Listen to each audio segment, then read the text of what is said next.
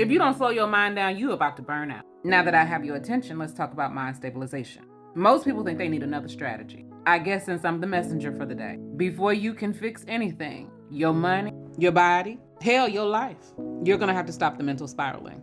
So I'm gonna start out here and then bring it in. Okay?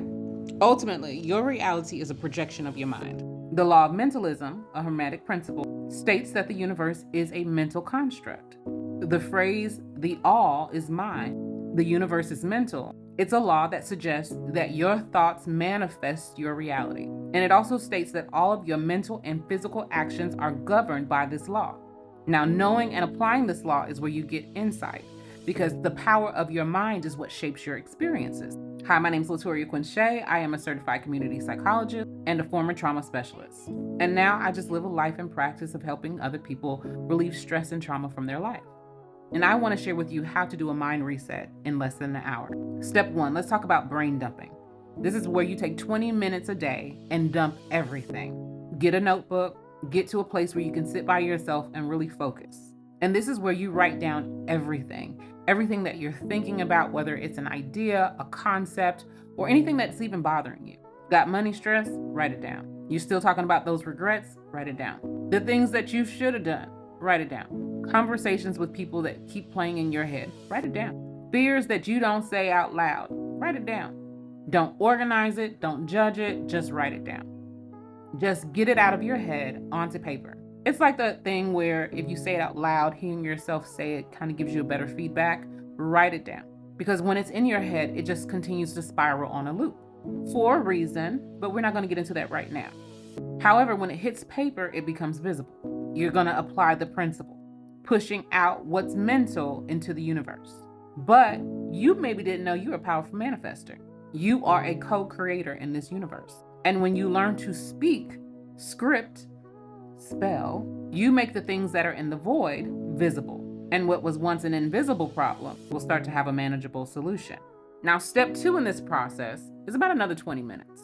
This is where you're going to turn that same page that you're writing on. What on the other side of this page is in my control? I didn't say your whole life, just what you wrote down. And we're going to focus on the next 25 to 30 days. I didn't say your whole life. I didn't say the next 5 years. I didn't say next year.